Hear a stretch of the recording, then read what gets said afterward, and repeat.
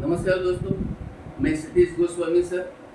Previous video में मैंने आपको बताया था कि हम टेंस की सीरीज स्टार्ट करने जा रहे हैं। तो उसमें से सबसे पहले हम टेंस के अंतर्गत सिंपल प्रेजेंट टेंस को हम शुरुआत करेंगे।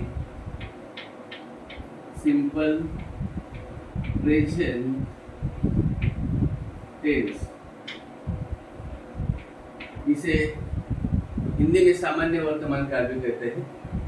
इंग्लिश टू हिंदी में आपको पढ़ाने जा रहा हूँ ताकि आपकी मातृभाषा में आपको समझ में आए। तो टेंस के अंतर्गत सबसे पहले हम प्रेजेंट टेंस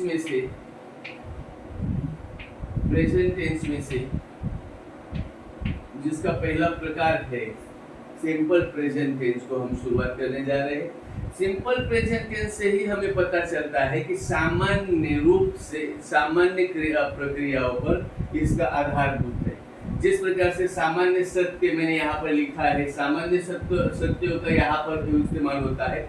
दैनिक कार्य जो है, निर्धारित घटनाओं जो है, दैनिक आदतें जो है, उसकी सभी संभावना है, सभी वाक्य इसमें आते हैं।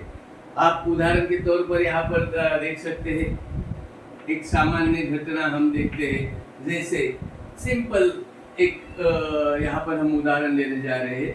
He goes to school,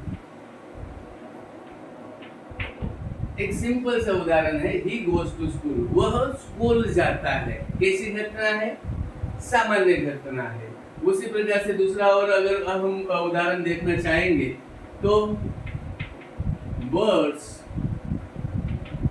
fly in the sky, पक्षी आकाश में उड़ते हैं। इसके आधार पर आप शब्द की रचना, वाक्य की रचना आप देख रहे हो। वाक्य की रचना के आधार पर इसका एक सूत्र बनता है। जो सूत्र इस प्रकार से रहेगा, देखो यहाँ पर ही ये सब्जेक्ट है, गोज ये वर्ब है, मतलब क्रिया है और उसका पहला स्वरूप है। और बाकी जो है इसे ऑब्जेक्ट कहा जाता है। V1 मतलब वर्ब का पहला रूप और ऑब्जेक्ट।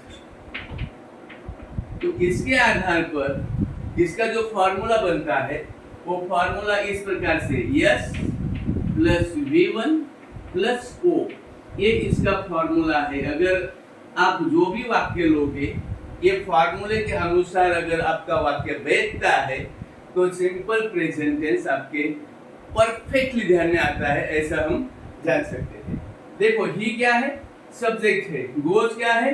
V1 मतलब क्रिया का पहला रूप है और बाकी जो बचता है उसे कहा जाता है object. Yes plus V1 plus object, ये इसका फॉर्मूला है सिंपल प्रेजेंट टेंस का। दूसरी बात यहाँ पर आपने देखा होगा, यहाँ पर ही जो है ये तृतीय पुरुष एक वचन जिसे कहा जाता है third person singular. Third person singular होने के कारण जो क्रिया थी, क्रिया में मूल क्रिया गो है और उसमें ईएस जो है प्रत्यय जुड़ा हुआ है।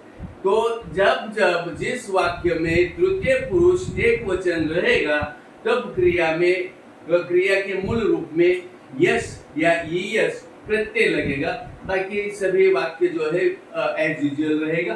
दूसरा इसमें आप देख रहे हो बर्ड्स, अगर केवल एक बर्ड होता तो यहाँ पर क्रिया इसी प्रकार से होती, मगर यहाँ पर एक बर्ड नहीं बल्कि अनेक बर्ड है। एक पक्षी नहीं बल्कि अनेक पक्षी है, उसके कारण क्रिया का मूल रूप है फ्लाई। और यहाँ पर ऑब्जेक्ट जो है, ऑब्जेक्ट एज यूजुअल। आपके अगर ये ध्यान में आ गया होगा तो इसके आधार पर इसके क्वेश्चन किस प्रकार से बनते हैं मैं आपको इसका प्रश्न वाक्य में आपको बना के बता रहा हूँ। पहले का ही हम प्रश्न वाक्य बोलते हैं जिसे हम इंग्लिश में इंट्रोगेटिव बोलते हैं। तो इंट्रोगेटिव सेंटेंसेस की कैसे होगी? तो आप ध्यान में रखिएगा, अगर हमें सिंपल प्रेजेंट टेंस में इंट्रोगेटिव सेंटेंस बनानी है, प्रश्न वाक्य बनाना है, तो आपको डू या डज का उपयोग करके आप प्रश्न वाक्य बना सकते हैं। तो यहाँ पर आप देख रहे हो पहला जो वाक्य है ही गोज टू स्कूल, तो इसका प्रश्न वाक्य हम बनाने जा रहे हैं। तो ध्यान में रखना है जब क्रिया में यस या यस लगा होगा तो वहां पे बिना देखे पहले आपको डज लिखना है। Does he go to school.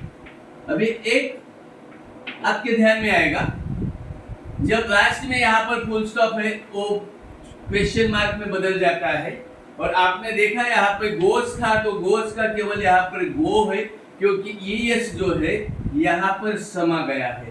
इसके कारण ये वाक्य इस प्रकार से होता है। दूसरा आप वाक्य देख रहे हो, एक ध्यान में रखना है, अगर क्रिया में यस या ईएस नहीं है तो आंख बंद करके आप यहाँ पर डू लिख दीजिएगा। Do birds fly in the sky question mark. देखो यहाँ पर क्या क्या मूल रूप से आपने देखा होगा, जहां पर पहला लेटर वाक्य का कैपिटल लेटर है, वो कैपिटल लेटर हट गया, वो पहला वर्ड था दूसरे स्थान पे चला गया, और दूसरा पहला उसके स्थान पर डज आ गया। उसी प्रकार से बर्ड्स में भी बर्ड्स सेकंड स्थान पे चला गया, वर्ड का भी कैपिटल था, यहाँ पे स्मॉल हो गया। और उससे पहले क्रिया में किसी भी प्रकार का कुछ भी यस या यस न होने के कारण यहाँ पर डू बैठ गया। लास्ट में दोनों वाक्यों में लास्ट में फुल स्टॉप था, फुल स्टॉप का दोनों वाक्यों में इंटरोगेटिव होने के कारण प्रश्न वाक्य बन गया। आज के वीडियो में अगर पर्याप्त जानकारी आपको मिली होगी तो कमेंट्स में जरूर बताइएगा कि आप, और अगर कुछ प्रॉब्लम भी हो तो भी पूछिएगा, या ध्यान में नहीं आया होगा तो भी हम इसमें और ऐड करके आपको परफेक्ट ध्यान में बैठाएंगे, इस प्रकार से वीडियो बनाएंगे। मगर आपसे एक रिक्वेस्ट है कि मेरे चैनल को सब्सक्राइब करें, लाइक करें और शेयर करें। जय हिंद, जय भारत।